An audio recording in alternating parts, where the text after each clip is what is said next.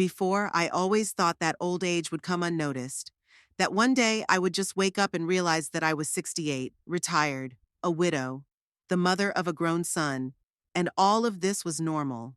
My life will be quiet and measured, like many elderly people in Horn Lake, the small town where I've lived most of my life. I'll read books, go out with girlfriends, maybe get a cat or two, and no one, would look at me like I was a porcelain figurine ready to crumble at the slightest touch. Everything changed one April day last year.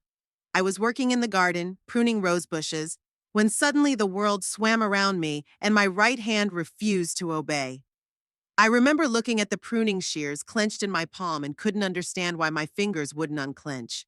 And then a neighbor found me, called an ambulance, and my life was divided into before and after. Microstroke. Two words the doctor said with such relief, as if he were telling me I'd won the lottery. "You're lucky, Mrs. Tremblay. We made it in time. Your recovery will be complete, but you need to take care of yourself." Take care of myself. Had I known that phrase would become a chain reaction curse, I would have asked the doctor to never, ever, to say it in front of my son Randy. Randall Tremblay, my only son, has always been an imaginative child. As a child, he was afraid of everything. The dark, loud noises, strangers. James, my late husband, worried that the boy would grow up to be a coward, but I saw his caution as a sign of sensitivity. Now, looking back, I realize it wasn't sensitivity, but fear of losing control. And over the years, that fear only grew stronger. By the age of 42, Randy had become a master of control. In his house, everything was in its proper place. Breakfast was served at 7 a.m. sharp, and his evening walk with the dog began at 19:00, regardless of the weather. He married late, at 39, to Laurel, a woman who seemed to share his passion for order and predictability. And all was well until I became a problem that needed fixing. After my microstroke, I spent only 3 days in the hospital. Randy wanted me to move in with him and Laurel, but I refused. My house is all I have left of my old life with James. Every corner of it holds memories. On this wall here hangs the painting we bought in Santa Fe on our 20th anniversary. In this chair, James read the evening papers. In this kitchen, we cooked Sunday dinners for the whole family. How could I leave all that behind? At first, Randy seemed understanding. He came every day bringing groceries, making sure I took my medication. Laurel would sometimes cook for me and freeze portions so I could just reheat the food. I was grateful for their care, even though I felt awkward. After all, I had spent my life taking care of others, first my husband and son, then my students at the elementary school where I taught art. Being the object of care seemed strange, unnatural. But over time, caring turned into control. Randy began to notice things that hadn't caught his eye before. A pot left on the stove, an iron left on, a medication missed. I'm not arguing. It happened. After the microstroke, my memory got a little worse. I sometimes confused the days of the week or forgot that I had already bought milk. But that didn't make me incapacitated. "Mom, you can't live like this," Randy told me about a month after the hospital. "You forget to turn off the stove. What if there's a fire?" "I haven't had a fire in 40 years, I countered, "and it's not likely to happen now." "But there is a risk," he insisted, and in his voice I heard echoes of that boy who was afraid to sleep with the door open because someone might come. At the time, I didn't yet realize where this was going. I thought I could convince him that there was nothing wrong with me, that a microstroke wasn't a judgment, just a warning, that at 68 I was still capable of taking care of myself. I was so wrong. First, my car keys disappeared. Randy said it was for my safety since the doctor had recommended I refrain from driving. I agreed, thinking it was a temporary measure. Then he installed smart devices in my house, a thermostat I couldn't set myself, cameras in the living room and kitchen to check if everything was okay. I felt like a guinea pig in my own home. Then Laurel came in with an idea to simplify my life. She went through my closet throwing out half of my clothes because they were too complicated or impractical, rearranged my furniture so that I would stumble around less, replaced my favorite china cups with plastic ones so they wouldn't break. "We just want to help," she said in her honeyed voice that always sounded fake. "Randy is so worried about you, Meredith." She never called me mom or mother-in-law, always by my first name like I wasn't a member of the family, but an outsider to deal with. And you know what was most offensive? That they discussed my life without me, making decisions without asking for my opinion, like I was a child or worse, a thing that needed to go somewhere. Things came to a climax last week when Randy and Laurel came to me with wonderful news. They were sitting at my kitchen table, holding hands like teenagers on a first date, and smiling so wide it made me uncomfortable. Mom, we won the cruise, Randy announced. A 2-week trip to the Caribbean. Can you believe it? I was genuinely happy for them. God, it had been so long since I'd seen my son look so happy. His usually tense face relaxed, his eyes brightened. Even Laurel seemed less tense than usual. That's wonderful, darling, I said, pouring them tea. When are you leaving? And then I noticed the look in their eyes. It was one of those looks people give when they don't want to say something out loud. A look of worry and uncertainty. A week from today, Randy answered after a pause. Next Monday. That soon?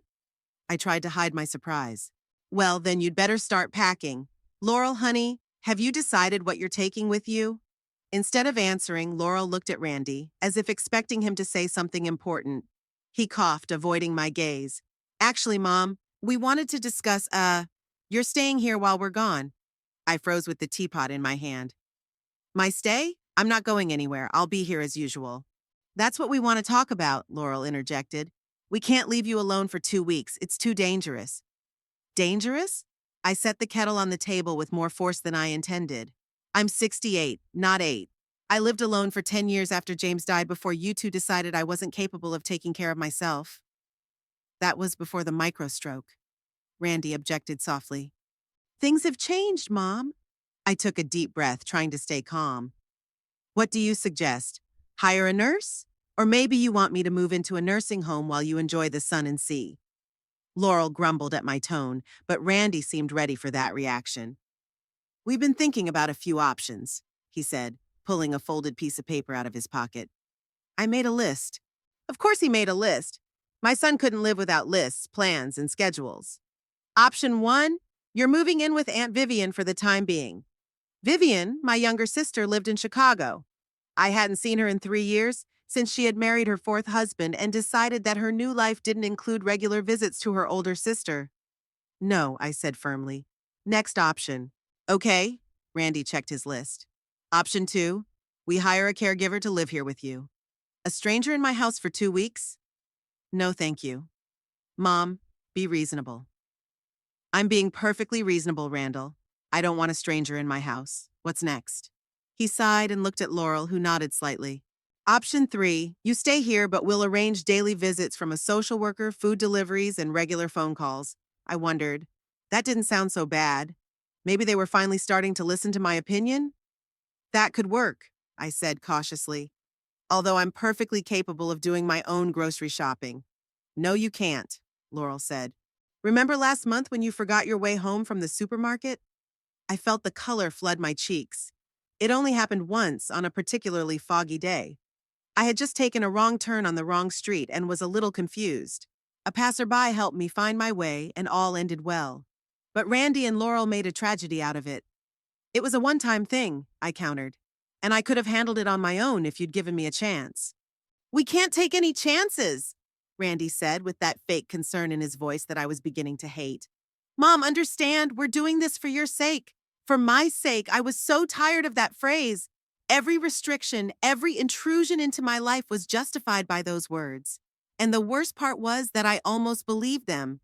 I almost believed that I was incapable of taking care of myself, that I needed constant supervision. They continued to discuss details. What meals would be delivered, what time the social worker would come, how often they would call. All without including me in the conversation, as if I wasn't in the room.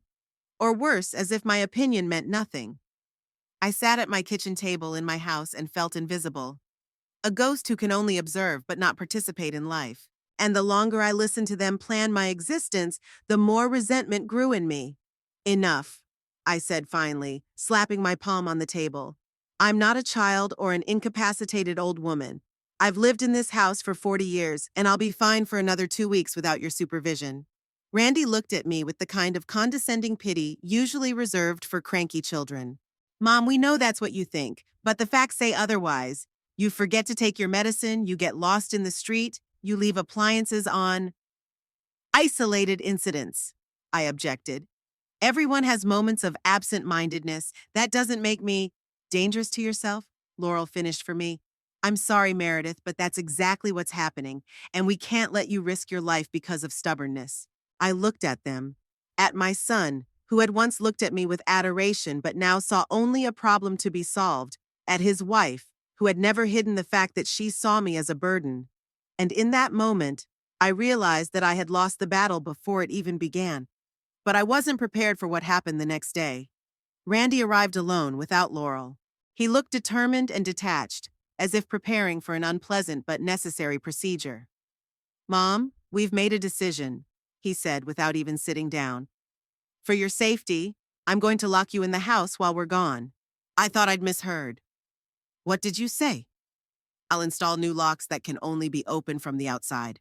A social worker will come twice a week. Meals will be delivered regularly. You'll have a home phone for emergencies. It's the safest option. I stared at him, not believing my ears. My own son was going to turn my house into a prison and me into a prisoner. You can't do this, I whispered. It's illegal. It's for your protection, Mom, he said, not looking me in the eye. I'm your next of kin, and I'm responsible for your well-being. If anything happens to you while we're away, I'll never forgive myself. There was so much confidence in his voice, so much unwavering belief that he was right. It took my breath away. How did we get to this point? How did my loving son become a jailer? Randy, please. I tried to take his hand, but he pulled away. We can find another solution. I promise to be careful, to take my medication on time. It's already been decided, he cut me off. Tomorrow I'll bring a handyman to change the locks. Laurel will make a medication schedule and a grocery list for delivery. Everything will be fine, Mom. It's only for 2 weeks, 2 weeks of confinement, 2 weeks without being able to go out to the garden, to walk to the park, to visit her friends.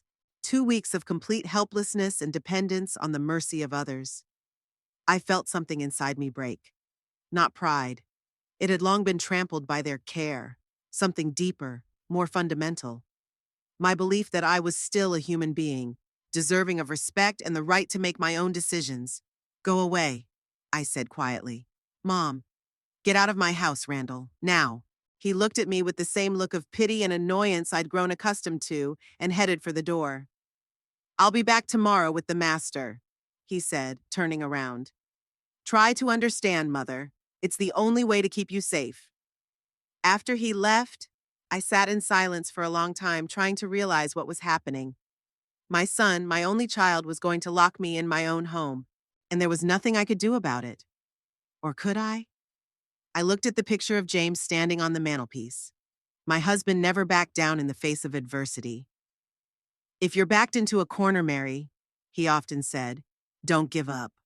Look for a way out, even if there seems to be none. In that moment, I realized that I wasn't going to let them turn me into a helpless child. I would find a way to prove that I was still capable of making decisions and taking responsibility for them. And if that meant going against my own son, then so be it. The day of their departure was surprisingly sunny for October. The morning in Horn Lake greeted me with a piercing blue sky and golden light streaming through the lace curtains. At another time, I would have gone out into the garden with a cup of coffee, admired the last of the fall flowers, maybe pruned the wilting chrysanthemums. But today, every glint of sunshine seemed to mock my situation. I'd stayed up all night replaying our conversation with Randy last night in my head. Part of me still hoped he'd change his mind, that it was just an empty threat brought on by excessive worry. But deep down inside I knew, my son doesn't throw words to the wind, especially when it comes to his plans and decisions. At exactly 9 in the morning, I heard the sound of a car pulling up. A few seconds later, the doorbell rang 3 times, jerky like Randy always did. I didn't move, continuing to sit in the living room chair. Let him use his key. At least let it make him feel like he was invading my territory. The door opened and I heard voices. Randy, Laurel, and someone else. A third male, unfamiliar one. Probably the locksmith my son was talking about. Mom, Randy called out as he came into the living room. You didn't answer the phone. I was worried. I looked up from the book I was holding in front of me, but I wasn't reading it. You're going to lock me in my own house, Randall. What does it matter if I answer the phone or not? He wrinkled his nose, not at my words, but at my tone. Randy always hated it when I called him by his full name. It had been a sign of my displeasure since he was a baby. Don't be dramatic, Mom. We're not locking you up. We're keeping you safe. Call it whatever you want. I put the book down and stood up. It doesn't change the point. Laurel walked into the living room as flawless as ever. Perfectly styled blonde hair, beige pantsuit, minimal makeup, emphasizing her cold beauty. She was followed by a stocky middle-aged man carrying a large tool case. Good morning, Meredith. Laurel said hello with a polite smile that didn't reach her eyes. This is Mr. Patterson. He's going to help us with the locks. Hello, Mrs. Tremblay, the foreman nodded, clearly feeling uncomfortable. I'll do my best to make it quick and neat. I'm sure you're a professional, Mr. Patterson, I replied, trying to make my voice sound normal. But I have to ask, do you often install locks that can only be opened from the outside? That turned the house into a prison? The master cast a worried glance at Randy, who hurried to intervene. Mom, stop it. Mr. Patterson, please start with the front door. Then we'll do the back door and the garage door. The foreman nodded with relief and quickly went out into the hallway. Laurel followed him, casting a disapproving glance at me. Randy and I were left alone. Why are you doing this? He asked with that look of tired irritation he got whenever I disagreed with his decisions. Why can't you just accept our help? Help? I felt a wave of anger rising in me. You call this help? Locking your own mother in the house like a criminal or a mental patient? You're exaggerating. No, Randall, you're exaggerating. One microstroke, a couple cases of forgetfulness, and suddenly I can't take care of myself. Unable to live 2 weeks on my own? Randy took a deep breath, clearly trying to remain patient. Mom, we've had this discussion before. You didn't just have a couple instances of forgetfulness. You've forgotten your way home from the supermarket, where you've gone hundreds of times. You forget to take your medication. You leave the stove on. It's not just absent-mindedness. It's dangerous. Is that why you decided to lock me up? I decided to protect you. His voice got higher. Why can't you understand that? What if you get lost again? What if you forget to take your medicine for days on end? What if I die while you're having fun on a cruise? I interrupted him. Is that what's bothering you, Randy? That your flawed mother will ruin your vacation with her death? My son's face contorted with pain and anger. How can you say that? Do you think it's easy for me to make these decisions? You think I want to control your every move? Don't you? I asked quietly. Isn't that what you've been doing ever since I left the hospital? Controlling where I go, who I meet, what I eat, what medications I take. You even control my clothes through Laurel. That's called caring, Mom. No, Randall. It's called control, and that's the problem. You can't tell the difference. We stood across from each other, two stubborn Tremblays who wouldn't give in. I could see the same stubbornness in his eyes that was probably reflected in mine. James had always laughed at our resemblance, saying that Randy had inherited not only my green eyes, but my temper as well. The sound of a drill came from the hallway. Mr. Patterson was getting to work. The sound reminded me of the dentist's office, the same helplessness, the same sense of inevitability. Please, Randy, I changed tactics, making my voice sound softer. Let's find another solution. I can move in with you for these 2 weeks, or we can get Mrs. Fletcher's roommate to look after me. Mom. Randy shook his head. The decision has already been made. The locks are being changed. Laurel and I have organized everything. Don't do this, I said, a pleading note in my voice against my will. Please, son. Something flickered in his eyes. Doubt? Regret? But it quickly faded. It's for your own good, Mom, he repeated, looking away. You'll realize that soon enough. I was about to say something else, but Laurel came back into the living room with a large folder in her hands. Randy, help Mr. Patterson with the second door, and I'll explain to Meredith how this is going to work, she said in a businesslike tone. My son nodded with obvious relief and walked out. Laurel sat down on the couch and opened a folder full of colorful sheets. I've made a detailed plan for the entire 2 weeks, she began without looking at me. Breakfast, lunch, and dinner will be delivered daily from a catering service called Homeward Bound. I've selected the meals with your diet and preferences in mind. She handed me a sheet with the meal schedule and menu. I took it without looking at it. The medications are organized by day and by appointment, Laurel continued, pointing to a plastic container with compartments. Each compartment has a time written on it. An electronic alarm clock will remind you of your appointments. The social worker, Mrs. Donovan, will come on Tuesdays and Fridays. Here are her contacts. She handed me a business card.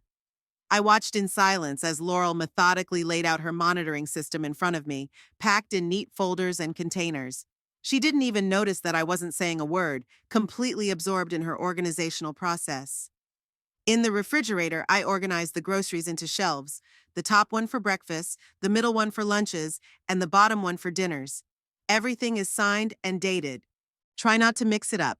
She spoke to me as if I were a little girl or a feeble-minded old woman. Every word she said was laced with condescension, every gesture with blatant superiority. I made a list of emergency numbers. Laurel put another sheet of paper on the coffee table. It'll hang next to the home phone. We're taking the cell phone, you won't need it, and you often forget to charge it. I clenched my fist so hard that my nails dug into my palms.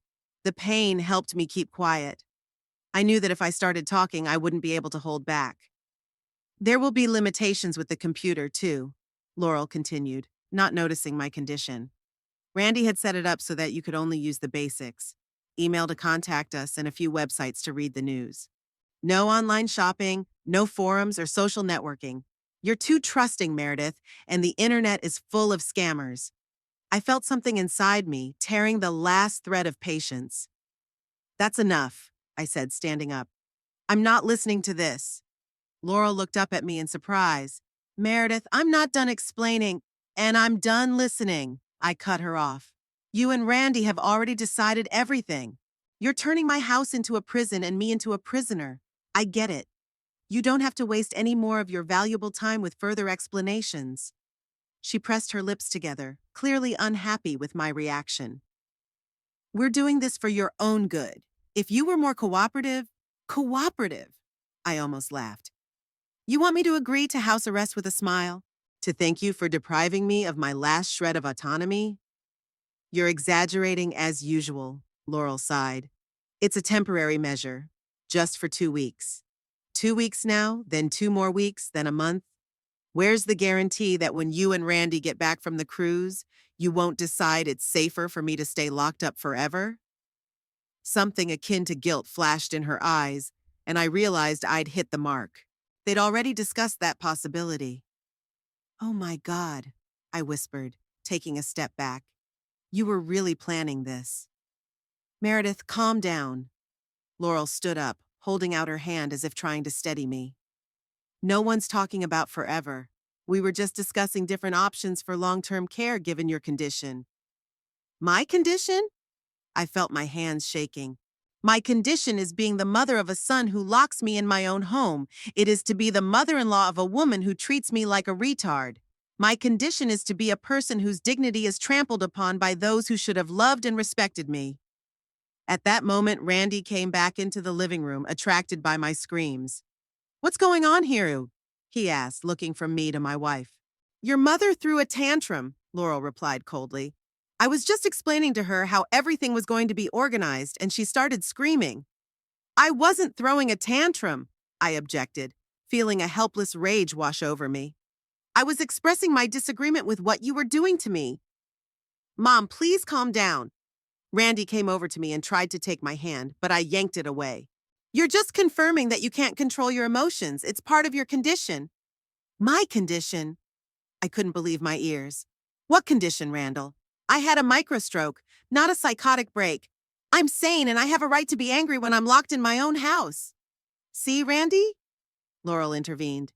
She doesn't realize her condition. Dr. Harris warned me that this could be a symptom. I looked at both of them, my son and his wife, standing shoulder to shoulder against me, discussing me as if I were an unreasonable child or, worse, a thing without feelings or opinions. Get out of my room, I said quietly. Both of them, now. Mom, get out, I screamed, unable to hold back any longer. Do what you want with the locks, the computer, the phone. Turn my house into a prison, but at least leave me alone until you leave. Randy and Laurel exchanged concerned glances. Then my son nodded. Okay, Mom. We'll finish getting ready and leave you to rest, but please try to calm down. It's not good for your blood pressure. They left the living room, closing the door quietly behind them, and I sank into the chair, shaking with anger and humiliation. From the hallway came their muffled voices, the sound of tools working, footsteps. They continued to methodically strip me of my freedom, and I sat in my living room, powerless to change anything. The next few hours passed like a blur. I could hear Laurel fiddling in the kitchen, putting food on the refrigerator shelves, Randy setting up my computer, setting some kind of limits. I didn't leave the living room, not wanting to see them turn my house into a cage. Toward lunchtime, Randy knocked on the living room door. Mom, we're almost done. Mr. Patterson has already left. All the locks are set. Would you like to have lunch with us before we leave? I didn't answer. I couldn't bring myself to speak to him in a normal tone of voice. Mom, I know you're upset, he continued after a pause. But trust me, it's for your own good. When we get back, you'll see for yourself that it was the right decision. I remained silent, staring out the window at my garden, where the autumn wind was whirling the fallen leaves. Okay, Randy sighed. I'll leave you to rest. We leave in an hour. Laurel made dinner. It's in the kitchen. Please don't forget to eat. I heard his retreating footsteps and closed my eyes, trying to hold back the tears. I didn't want him to see me crying. I didn't want to give him another reason to think I was weak and unable to take care of myself. After a while, I heard the sounds of packing, the rustling of clothes, the jingling of keys, quiet conversations. Then there was silence, broken only by the ticking of the old wall clock, a wedding present from James's parents that measured our 40 years together. Suddenly, the living room door opened, and Randy appeared on the doorstep. He was already in his jacket, keys in hand. Mom, we're leaving, he said in an official tone. Everything is organized as we discussed.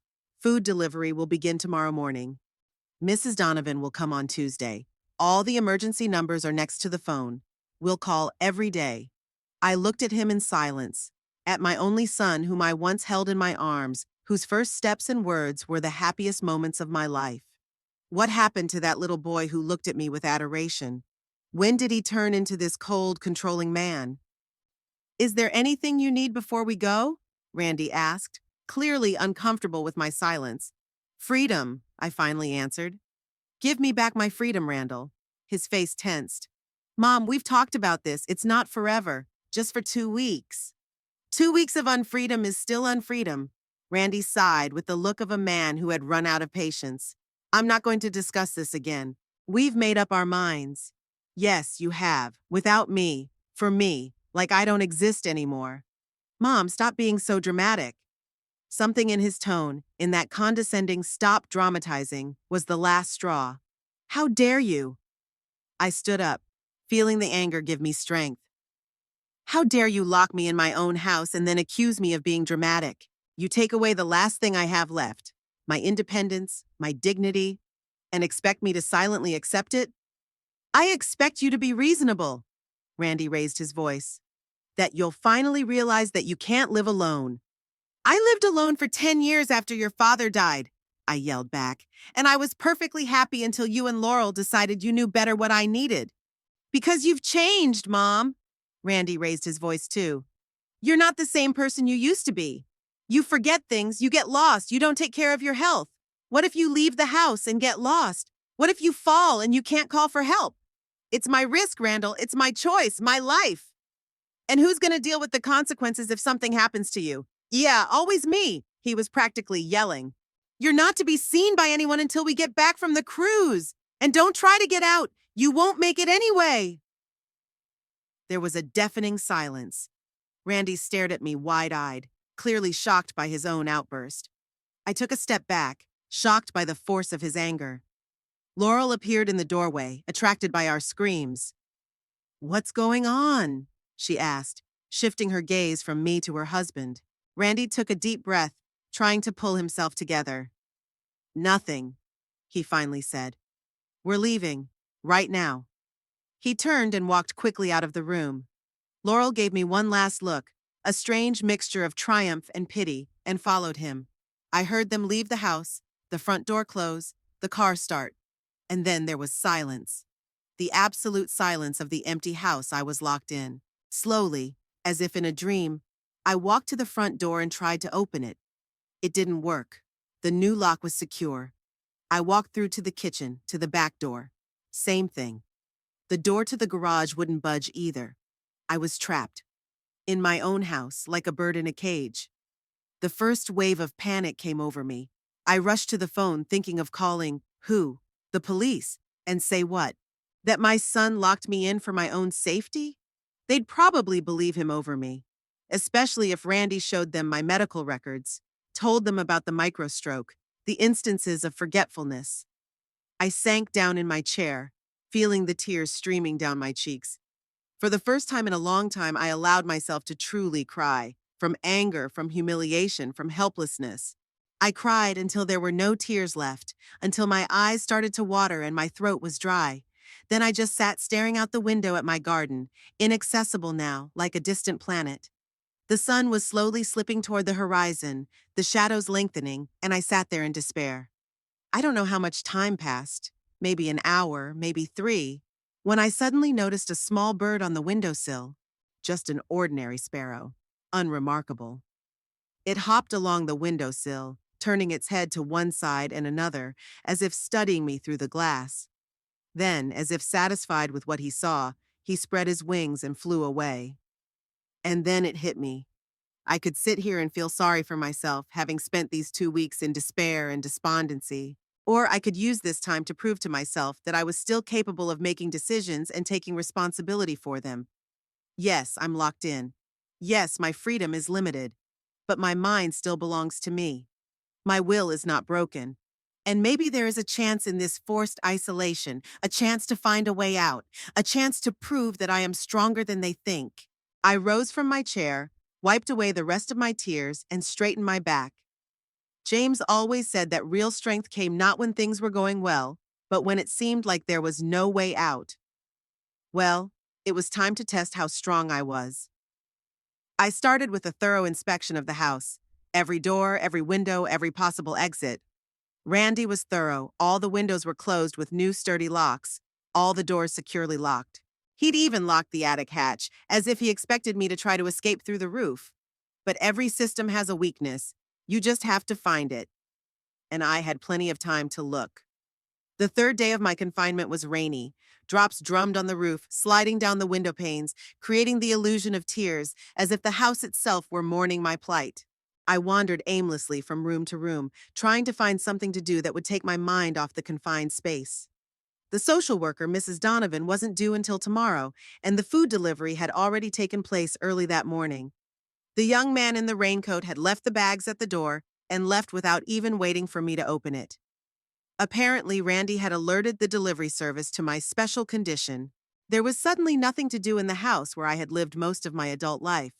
TV was no fun.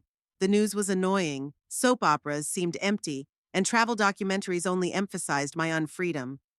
The computer, limited by Randy's efforts, only allowed me to check my email, which was empty except for advertising newsletters, and browse a few news sites. In desperation, I decided to take up cleaning. Not because the house needed it, I've always kept it clean, but because physical activity helped with the growing sense of claustrophobia. I started in the kitchen, then moved on to the living room, bedroom, bathroom. When I reached James's study, I stopped in indecision. Since my husband's death, I'd rarely gone into that room.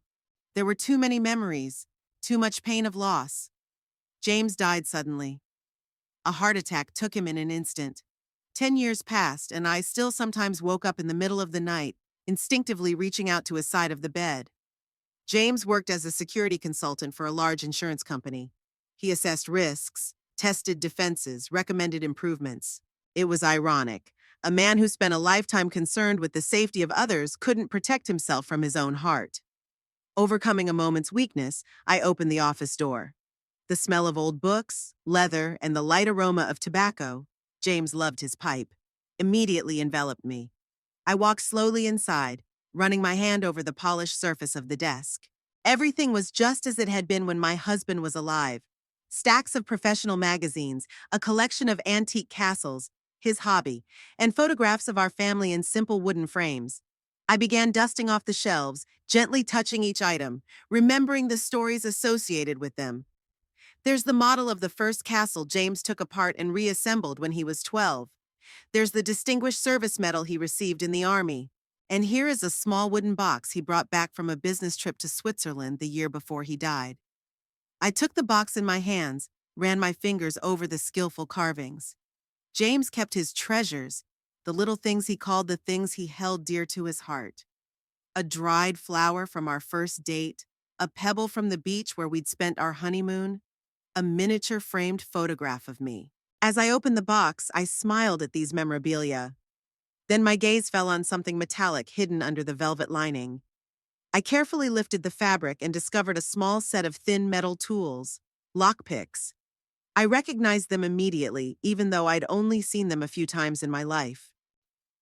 James had shown me how to use them, explaining that it was important for a security consultant to know not only how to protect, but how to overcome a defense. "You know, Mary," he said with a twinkle in his eye, "every lock can be opened if you know its construction and have the right tools. It's all about patience and finger sensitivity." As I held the lockpicks in my hand, a sudden thought struck me. What if I could open the new locks Randy had installed? What if I gained my freedom without waiting for my son and daughter-in-law to return? The thought was both frightening and exciting. I hadn't used lockpicks since James had shown me how they worked, and I wasn't sure I'd be able to remember the ins and outs. Besides, the new locks were probably harder than the ones I'd practiced on years ago. But what choice did I have? Stay locked up for another 11 days, waiting for my jailers to return? No, I had to at least try. I tucked the lockpicks into the pocket of my housecoat and continued cleaning, but my thoughts were far away. A plan was beginning to form in my head. That evening after dinner, heated lasagna from the delivery portioned out by Laurel, I pulled out the lockpicks and examined them closely. The set was compact, 5 thin metal tools of different shapes, each with a specific purpose. I vaguely remembered what James had called them: tensioner, hook, diamond, semicircle, snake. First, I decided to practice on some old padlocks from my husband's collection. Taking a simple padlock, I tried to remember the sequence of operations. A tensioner is inserted into the bottom of the keyhole and turned slightly, creating pressure. Then another tool, a hook or snake, is used to manipulate the pins inside the lock. My first attempts were clumsy. My fingers, once nimble from years of teaching drawing, had become less sensitive with age. I couldn't pick up the subtle clicks that meant the pin was falling into place. After an hour of unsuccessful attempts, my hands began to shake from exertion and my eyes began to water from fatigue. But I didn't give up. Every time I wanted to quit, I remembered Randy's words, "No one should see you, just sit there until we get back from the cruise." And the anger gave me strength. On the second day of practice, I felt progress. The old padlock gave in, clicking after a few minutes of manipulation. The joy of this small success was indescribable. I moved on to the more difficult locks in James's collection, working methodically with each one, remembering and honing my skills. By the evening of the 4th day of confinement, I decided I was ready to try the lock on the front door. After waiting until dark, I didn't want the neighbors to see the hallway light at an ungodly hour and suspect something amiss. I got down to business. The new lock was more complicated than I'd expected. It was a cylinder lock with a pin system that required extreme precision. I spent nearly 2 hours trying to find the right position for each pin, my hands aching, sweat beading on my forehead. Just when I was ready to give up, something inside the lock clicked, and the mechanism turned. The door opened. I stood in the doorway, staring out at the dark street, not believing my eyes. The cool night air touched my face, bringing the smell of rain and freedom. I took a step forward, then another, finding myself on my own porch for the first time in 4 days. The world outside the house seemed vast and a little frightening. The silence of Horn Lake at night was broken only by the rustle of leaves and the occasional passing car in the distance. I inhaled deeply, savoring the feeling of spaciousness. But the euphoria was quickly replaced by realism. It was late at night, not a good time for a 68-year-old woman to be out walking. Besides, I had to learn how to lock the lock behind me so no one would suspect my escape. I returned to the house, carefully closed the door, and spent another hour practicing locking and unlocking the new lock. By morning, I had mastered the skill enough to feel confident. The plan was finalized. Tomorrow, after the social worker's visit, I would go for a walk. A short walk, an hour or two, to get used to my newfound freedom, and not to arouse suspicion if someone called the house phone. Mrs. Donovan arrived at 10 o'clock sharp, as promised. She was a pleasant middle-aged woman with kind eyes and quiet movements. "How are you feeling, Mrs. Tremblay?" she asked, checking my blood pressure. "Fine, considering the circumstances," I replied with a slight smile. "Your son is very worried about you," she remarked, jotting down a statement in her notebook. "He called yesterday asking if I needed to increase the frequency of my visits." I almost laughed. Of course, Randy was worried not about me, but about his plan working perfectly. "That won't be necessary," I said calmly. "I'm doing just fine on my own. My food delivery is running smoothly, and I'm taking my medications on schedule." Mrs. Donovan nodded with visible relief. Apparently, she had enough people to take care of without me. "If you need anything between my visits, just give me a call," she said, getting ready to leave. "The number is on the list your sister-in-law left." After she left, I waited half an hour in case she forgot something and came back, then changed into a simple dress, threw on a light coat, and took the lockpicks and went to the front door. The lock was quicker than it had been the day before. I stepped out onto the porch, carefully locked the door behind me, and descended the steps. My heart was beating so hard, it felt like it was going to jump out of my chest. I felt like a runaway, a schoolgirl who had escaped from class, a criminal who had slipped away from custody. The thought of being 68-year-old Meredith Tremblay forced to sneak down my own street was both absurd and bitter. I decided to go to the park. It was only 3 blocks from my house and had been my favorite place to walk before Randy had restricted my movements. It was a sunny day, despite the forecast of rain, and many Horn Lake residents were out enjoying the cool fall day.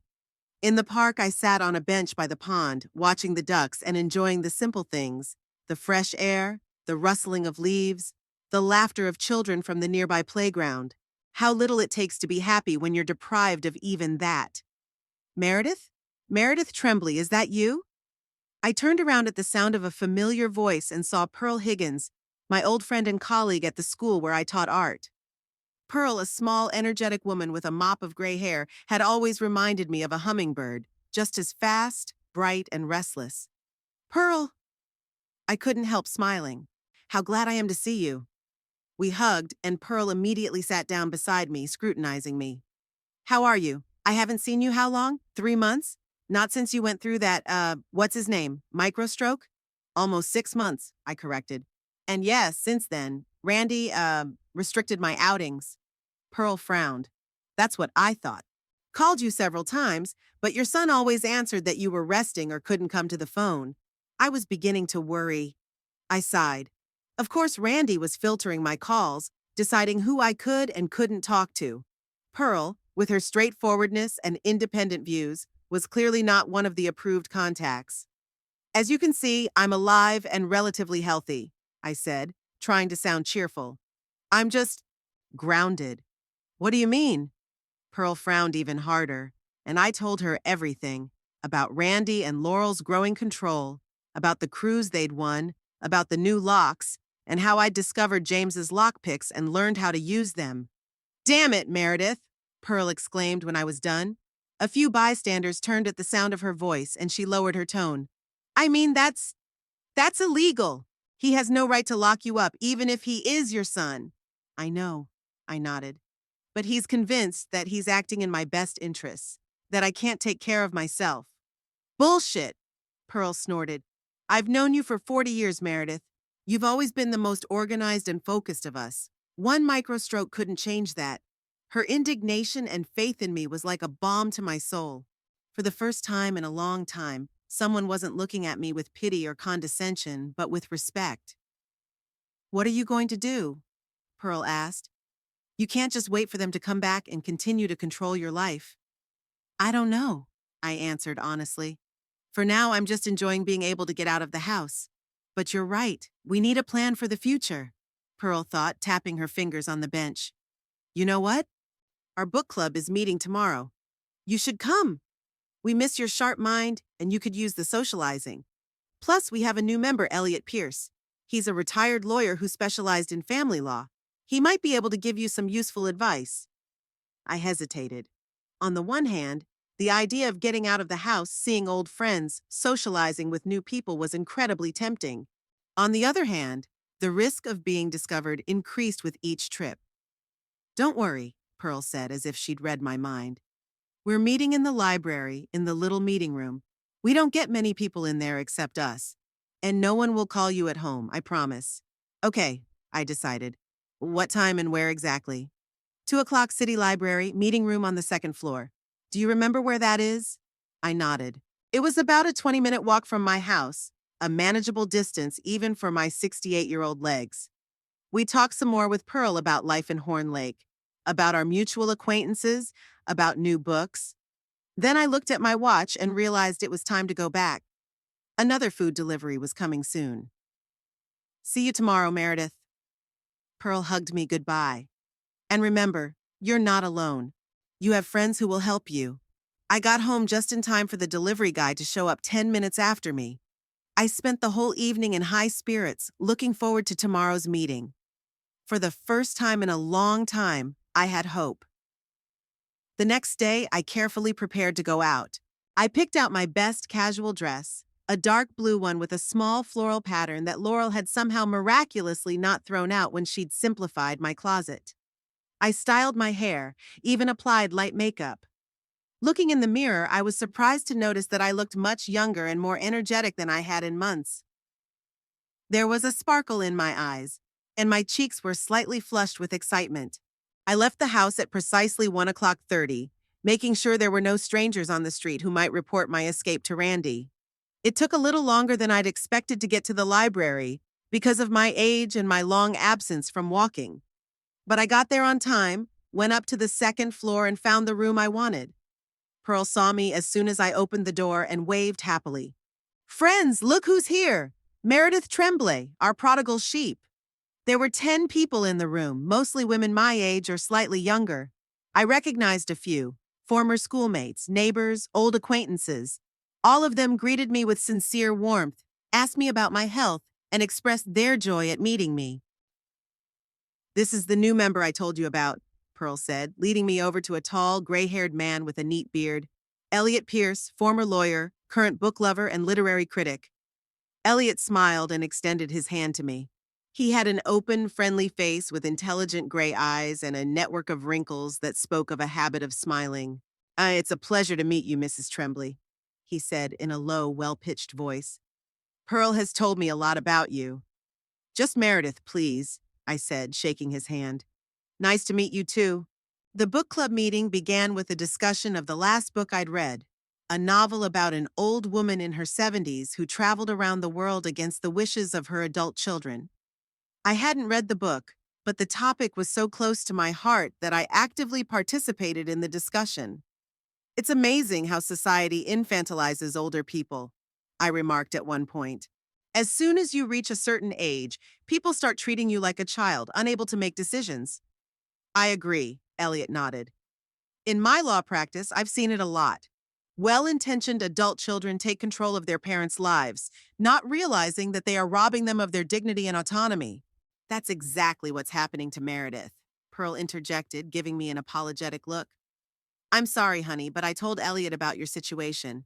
I thought he might be able to help. I didn't mind. After all, I was hoping to get some advice from a former lawyer myself. After the formal part of the meeting, when the participants broke into small groups for informal socializing, Elliot sat down with me. Pearl told me about your situation, Meredith, he said without preamble. If you don't mind, I'd like to ask you a few questions. I nodded, and Elliot started asking me details about my health before and after the microstroke, about Randy's gradual increase in control, about his decision to lock me in the house for the duration of the cruise. He listened intently, occasionally making notes in a small notebook he pulled from his jacket pocket. What your son is doing is illegal, he said when I finished my story. It's called unlawful imprisonment, And it's a felony, even if it's done in good faith. Besides, you have the right to self-determination until you are declared incompetent by a court of law, which I understand has not happened. What are you suggesting? I asked. I don't want to sue my own son. Elliot rubbed his beard thoughtfully. I understand how you feel, but you need to protect your rights before things get worse. I suggest a comprehensive approach. He pulled out a blank sheet of paper and began to write. First, you need to get an independent medical examination. A friend of mine, Dr. Sanders, is an experienced neurologist who specializes in elderly patients. He would be able to evaluate your condition objectively, without bias. I nodded, and Elliot continued. Second, legal advice. I can help you draw up documents to prove your capacity and right to make your own decisions. It might be worth reviewing your will and powers of attorney, making sure they reflect your current wishes and not give too much power to your son. Third, he flipped the sheet, a support system. You need people who can validate your ability to live independently. Neighbors, friends, perhaps regular help around the house, but on your terms, not imposed from the outside. Elliot's plan was logical and comprehensive. It offered not just a fight against Randy, but an alternative to his control. A system that would provide me with security and support, but maintain my independence. What do you think? Elliot asked, finishing his explanation. That's exactly what I need, I replied gratefully.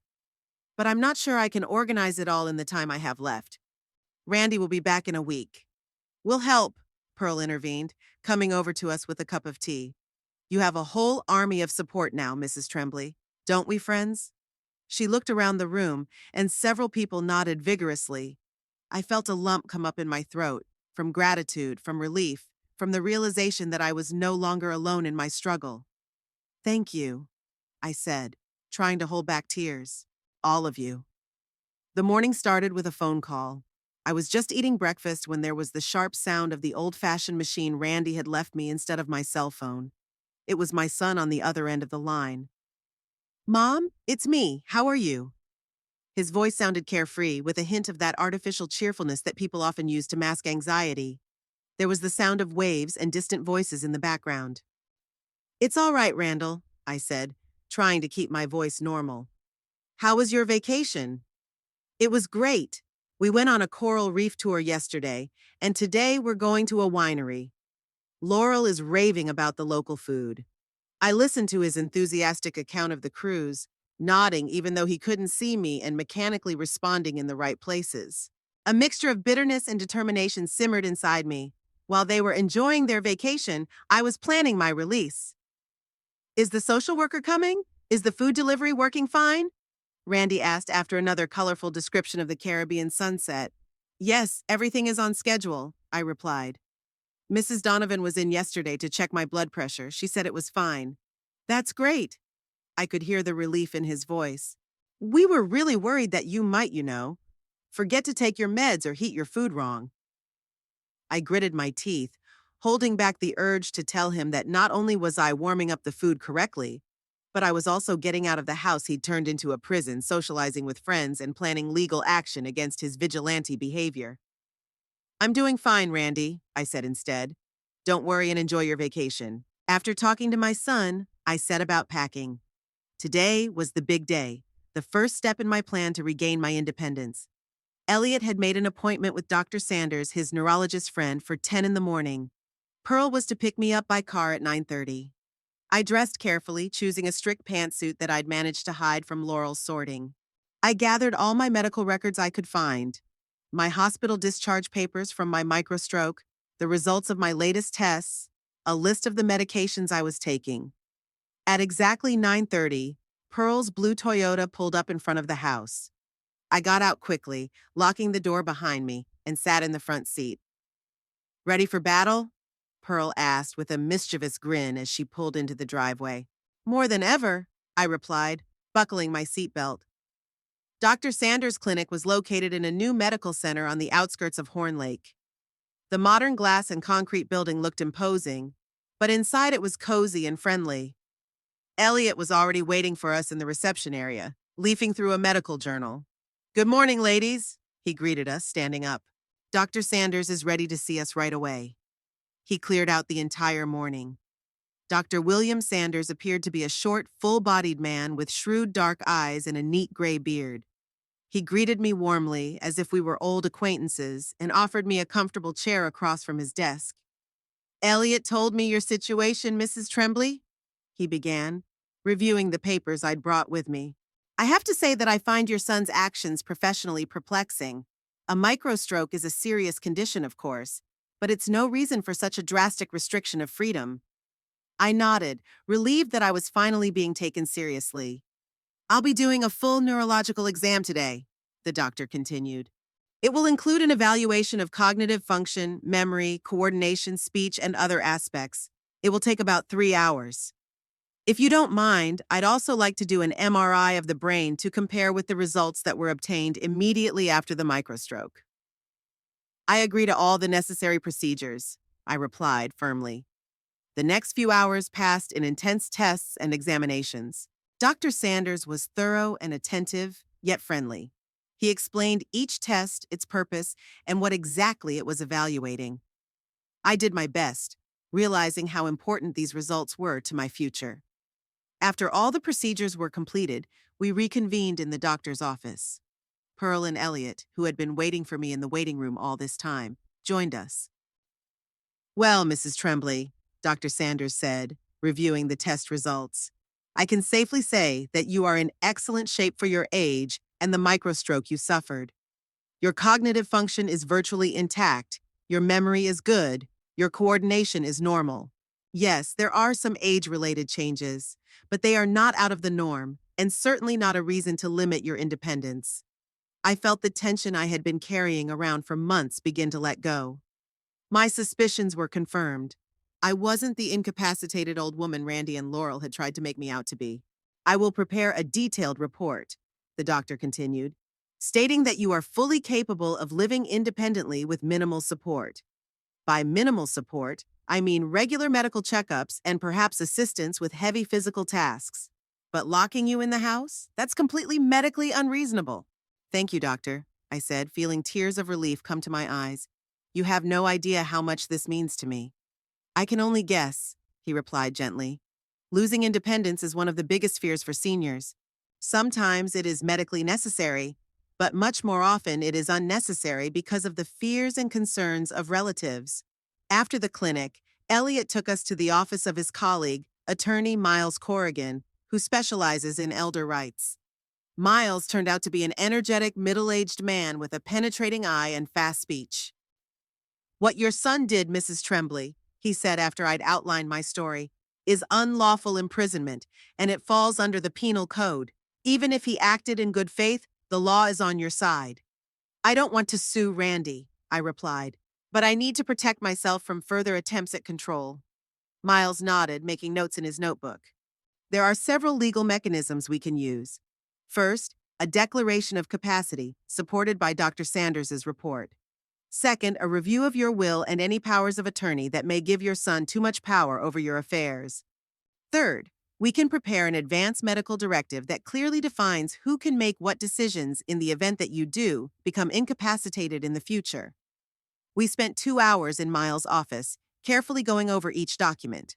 By the end of the meeting, I had a new will specifying the terms of Randy's inheritance, a medical directive appointing Pearl as my power of attorney in the event I became incapacitated, and a statement affirming my right to live independently and make decisions about my life. "These documents are legally binding," Miles explained, handing me a folder of copies. "If your son tried to challenge them, he'd have to prove in court that you were incapacitated when you signed them, and Dr. Sanders' report made that nearly impossible." I felt strangely refreshed as I left the lawyer's office. It was as if the weight of months of uncertainty and helplessness had begun to fall off my shoulders. But there was still much work to be done. "The next item in our plan is a support system," Elliot said as we got into his car. "You need to prove that you can live on your own with a reliable network of people around you who will help you when you need it, but won't control your every move." We went to Mrs. Bennett, my neighbor, with whom I had always been on good terms before Randy started limiting my contacts. She was a widow like me, but a little younger, about 60. Active and outgoing, she always invited me to her garden gatherings, and I shared home baking recipes with her. Mrs. Bennet was genuinely pleased to see me and outraged to learn of Randy's actions. "Of course I'll help, dear," she said as she poured us tea. "We could go grocery shopping together twice a week. I have a car. It wouldn't be a problem. And I'd love the company. Shopping alone is so boring." I gratefully accepted her offer. We agreed on the days and times of our shopping trips together, and I felt another piece of the puzzle of my independent life falling into place. After visiting Mrs. Bennet, we drove to a technology center for seniors that Elliot had heard about from his daughter who worked in IT. The center offered classes on how to use modern technology to help seniors maintain independence. "We can install some useful applications on your computer and future smartphone," explained a young woman named Heather, a counselor at the center. "For example, a program to remind you to take your medications, an app for ordering groceries with delivery, emergency call systems for help." I listened to her explanation with growing interest. Technology had never been my strong suit. I preferred traditional methods, but now I was ready to learn anything that would help me maintain my independence. "In addition," Heather continued, "we have a support group for people facing similar challenges. They meet once a week to discuss their difficulties, share their experiences, and support each other. Perhaps it would be helpful for you to join." By the evening, I was feeling both encouraged and exhausted at the same time. We had accomplished so much in one day: a medical exam, a legal consultation, an arrangement with a neighbor, an introduction to technology solutions, and signing up for a support group. The plan was taking shape, but I realized this was just the beginning. "I have to get home before the social worker gets here," I said, glancing at my watch. "Mrs. Donovan should be here at 5. Elliot nodded and drove me back. On the way, we discussed the next steps. I had to keep learning lockpicks so I could leave the house freely, attend support group and technology classes, and keep in touch with Dr. Sanders for regular checkups. "The most important thing is not to arouse the suspicion of the social worker and your son," Elliot reminded me as he stopped the car around the corner from my house. "If they found out about your escapades early on, they might take even stricter measures." I nodded, realizing the gravity of the situation.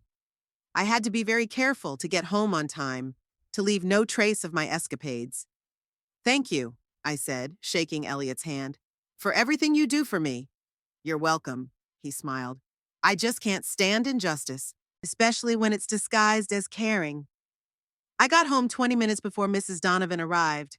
I quickly changed into home clothes, arranged my things as if I'd been at home all day, and even had time to put the kettle on for tea. The social worker arrived right on schedule. She checked my blood pressure, asked me how I was feeling, what I was eating, what I was taking. I answered calmly and confidently without betraying my excitement. "You look better than you did last time," Mrs. Donovan said as she recorded the tonometer readings. "More lively." "I'm trying to keep my spirits up," I replied with a slight smile. "Reading books, watching old movies. Sometimes being alone can be useful. It gives you time to think about life." She nodded with slight surprise, clearly not expecting such a philosophical response to confinement. After she left, I allowed myself to relax and reflect on the day's events. The next few days followed a similar rhythm. I would leave the house with my lockpicks, meet with Elliot, Pearl, and other aides, attend technology classes and a support group, and then return home before the food delivery came or the social worker visited. At the support group, I met people whose stories were similar to mine. Harold, whose daughter moved him into a nursing home against his will. Betty, whose son handled her finances by giving her pocket money as if she were a child. Lillian, who was persuaded by relatives to sell her house and move in with them without regard for her wishes. "The most frustrating thing," Lillian said at one of the meetings, "is that they really believe they are doing the right thing. They don't see it as controlling or disrespectful. They call it caring and genuinely don't understand why we resist."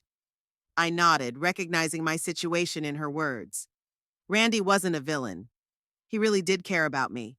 But his concern turned into control, and his control turned into incarceration. In my technology courses, I learned several useful apps. A calendar with medication reminders, a program for ordering groceries, an emergency call for help app that could connect me with emergency services, or selected contacts at the touch of a button. Heather, the center's counselor, was patient and understanding. She didn't rush me, explained everything in simple words without technical jargon, and was always willing to repeat the explanation if I didn't understand something. "You're a fast learner, Mrs. Tremblay," she said after our fourth class. "Many people your age take much longer to master these applications." I smiled, feeling unexpectedly proud.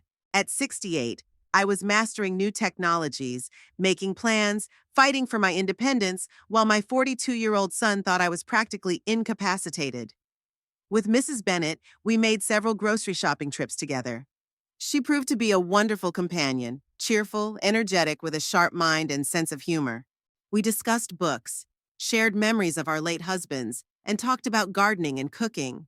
After so many months of limited socializing, these conversations were like a breath of fresh air for me.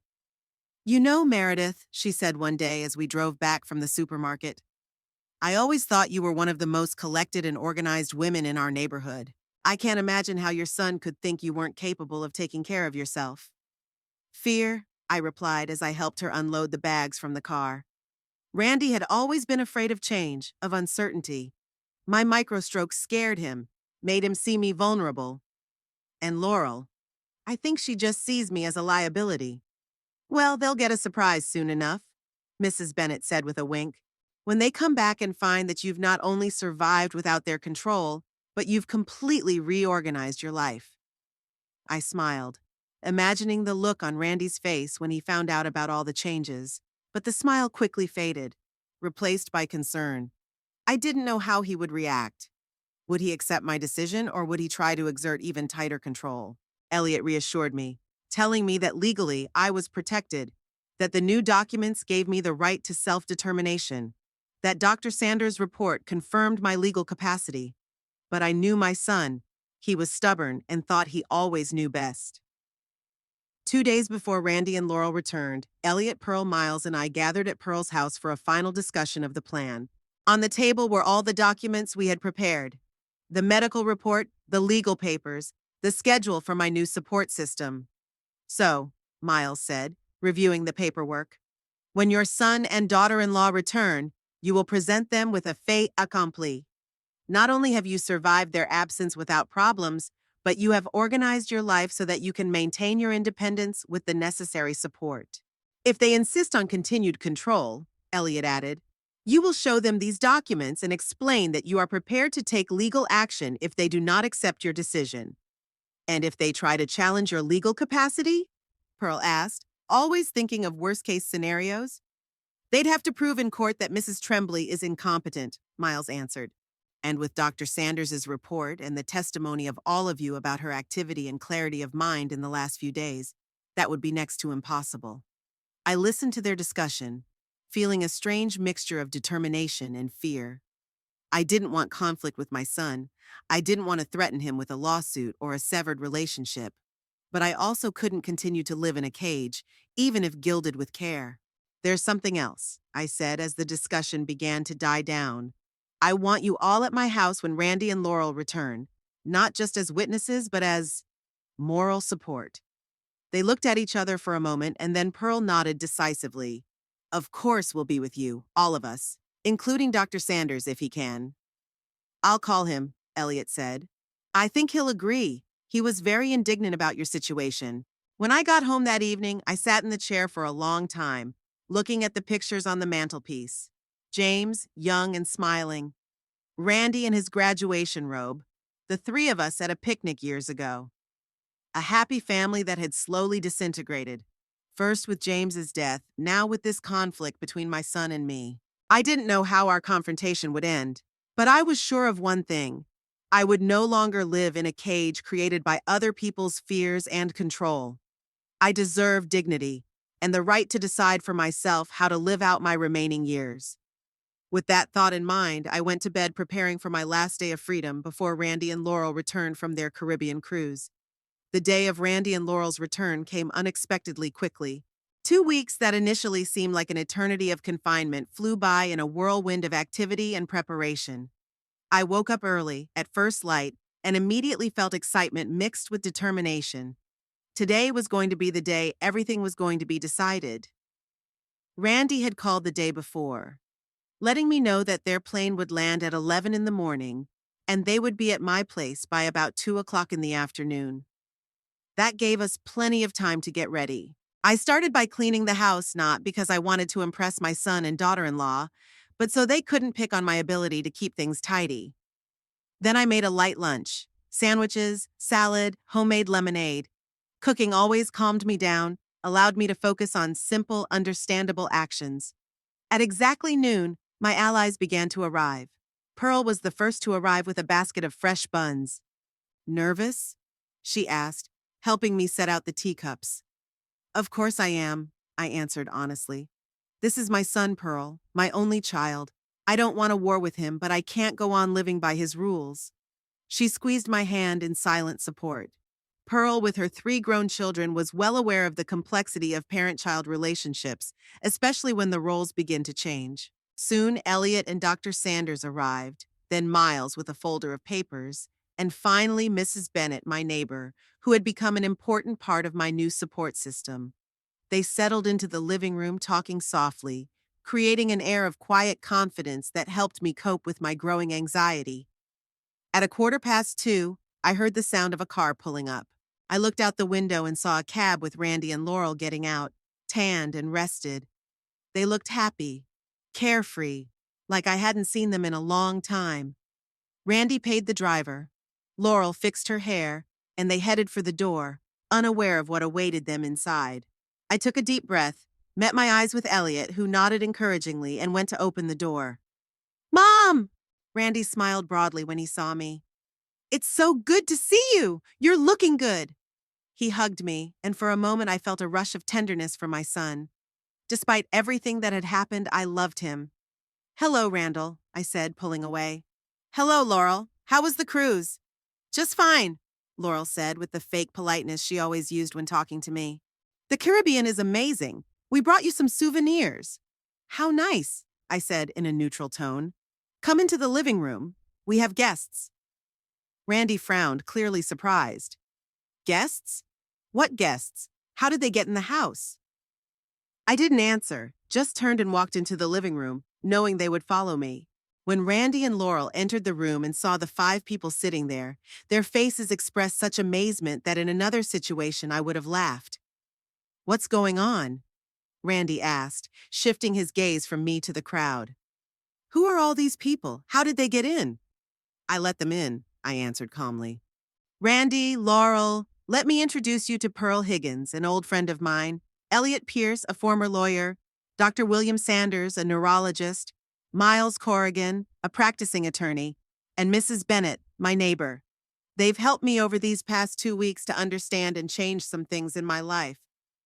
Laurel had gone pale despite her Caribbean tan, and Randy looked like he'd been kicked in the butt. "Did you, leave the house?" He finally squeezed out. "But how?" "Locks." "Your father worked in security, Randall," I said. "He left me some tools and knowledge. Lockpicks are surprisingly useful, you know." "You picked the locks?" Now he looked less shocked than outraged. "Mom, do you realize how dangerous that is? What if something had happened to you while you were out?" "What if something had happened to me while I was locked in the house?" I parried. "What if there had been a fire, or gas, or a heart attack? Your locks weren't protecting me, Randy. They were robbing me of my freedom and my dignity." Laurel, having gotten over the initial shock, went on the offensive. "Meredith, this is highly irresponsible. We cared about you, we cared about your safety, and you—" "If I may," Dr. Sanders interjected, rising from his seat, "I'd like to clarify something. I performed a full neurological examination on Mrs. Tremblay a few days ago. The results show that she is fully capable of living independently with minimal support. The microstroke she suffered has not significantly affected her cognitive function or decision-making ability." "Since when have you been seeing a neurologist?" Randy turned to me, ignoring the doctor. "And who are all these people anyway? How do you know them?"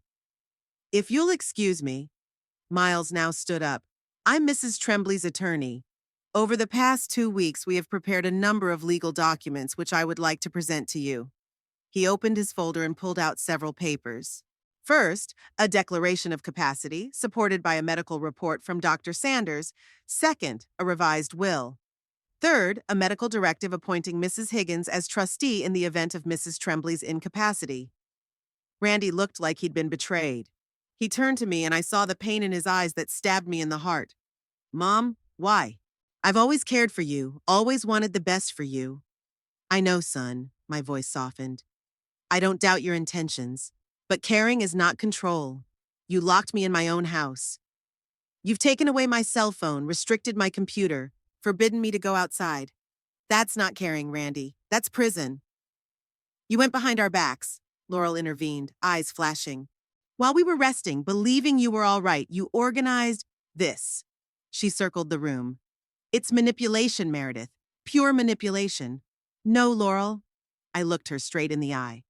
Manipulation is when you and Randy convinced me that I was incompetent, when you made decisions for me without asking my opinion, when you turned my house into a cage.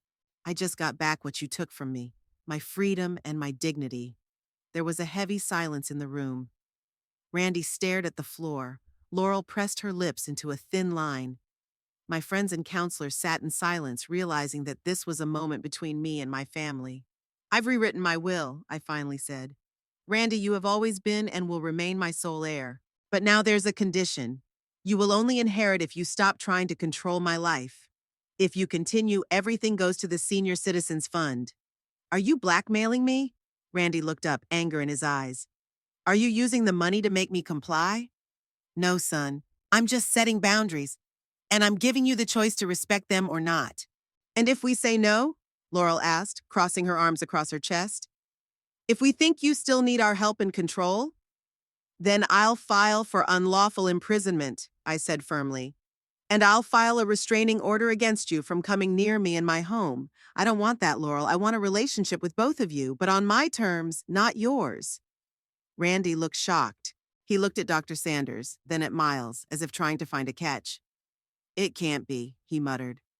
Mom couldn't have organized all this on her own. You, he turned to Elliot. You took advantage of her vulnerability to— Stop it, Randall, I cut him off sharply. Don't blame others for my decisions. Yes, I had help and I'm grateful for it, but the decision was mine. I don't want to live in a cage, even if you think it's for my own good. I'm worried about you, Mom. Randy sounded desperate. You've changed since the microstroke. You forget things, you get lost. I don't want anything to happen to you. And I appreciate the concern. I softened my tone. But it doesn't have to turn into control. I propose a compromise. I'll live on my own, but with a support system. Mrs. Bennett will help me shop. I've installed apps for medication reminders and emergency calls for help. I will have regular checkups with Dr. Sanders, and I will keep you informed about my health and well-being. And if that's not enough, Randy asked, if you get lost again or forget something important, then we'll deal with problems as they arise, I replied. Like adults, through dialogue and mutual respect, not coercion and control. Laurel, who had been watching our conversation in silence all this time, suddenly laughed, short and unhappy. You're bluffing, Meredith, she said. You would never sue your own son. You're not breaking up with us. You're just trying to manipulate the situation. I gave her a long look. I hope it doesn't come to that, Laurel. But if you make me choose between my freedom and my relationship with you, I'll choose freedom. Every time. Randy seemed to finally realize the gravity of the situation. He slumped down in his chair, looking tired and confused. I don't know what to say, Mom, he mumbled. I just wanted to protect you. I know, son. I walked over and put my hand on his shoulder. And I'm grateful for that. But I don't need protection at the cost of my freedom and dignity. I need respect and support. Elliot coughed tactfully. Perhaps we should leave you alone for a family conversation, he suggested, rising. We've laid out the facts, presented the documents.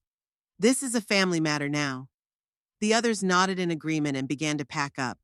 I walked them to the door, silently thanking each of them for their support.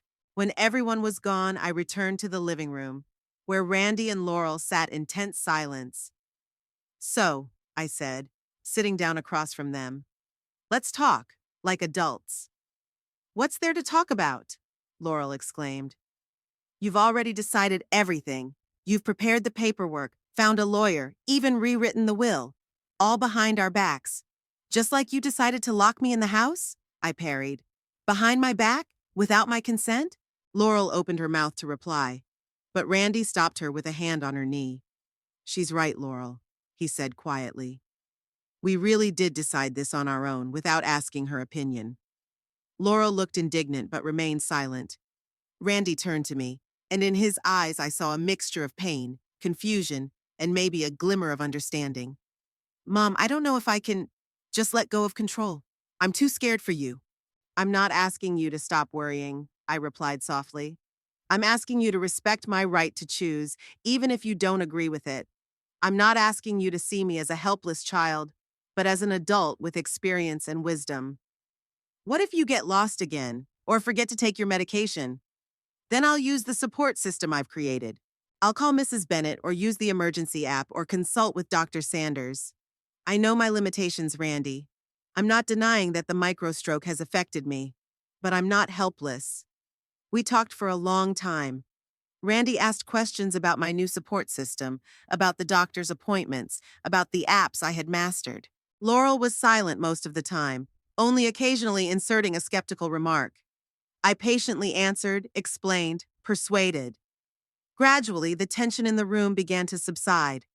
Randy seemed to be beginning, if not to accept, at least to consider my point of view. Laurel remained wary, but no longer openly hostile. I can't promise that it will be easy for me to let go of control, Randy finally said. But I'll try. For you, Mom. And for us. That's all I'm asking, I said with relief. Just try to see me not as a problem to be solved, but as a person who deserves respect. Laurel sighed, clearly not fully convinced, but deciding to back off for now.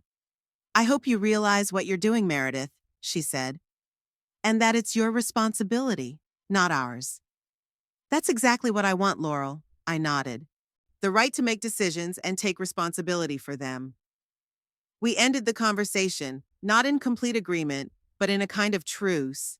Randy and Laurel agreed to respect my autonomy as long as I had regular checkups with my doctor and maintained a safety net. I, in turn, promised to keep them informed of my health and well-being. When they left, to their house without taking me with them, which was already a small victory, I stood at the window for a long time, looking out at my garden, at the street, at the neighbors' houses. The world was open to me again, not as a dangerous place to be avoided, but as a space of possibilities. I didn't know how our relationship with Randy and Laurel would develop next. Would my son be able to truly let go of control? Would Laurel accept me as a full member of the family and not a burden? Would there be more conflict and misunderstandings? But one thing I knew for sure, I would no longer allow anyone, even in good faith, to rob me of my freedom and dignity.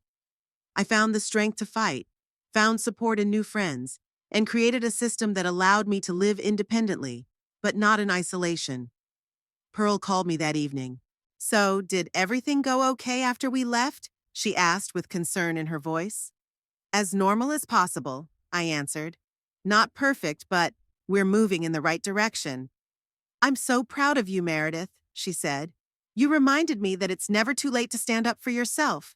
After the conversation, I poured myself a glass of wine, a small luxury that Randy didn't approve of because of my medication, but which Dr. Sanders thought was perfectly acceptable in moderation. I raised my glass in a silent toast to James, who had always believed in my strength, to my new friends who had supported me in my time of need, and to myself, a 68-year-old woman who had discovered that the fight for freedom and dignity didn't end with age. I didn't know what tomorrow would bring. But for the first time in a long time, I looked to the future without fear, knowing that whatever challenges lay ahead, I would meet them as the master of my own destiny, not as a prisoner of other people's fears and control.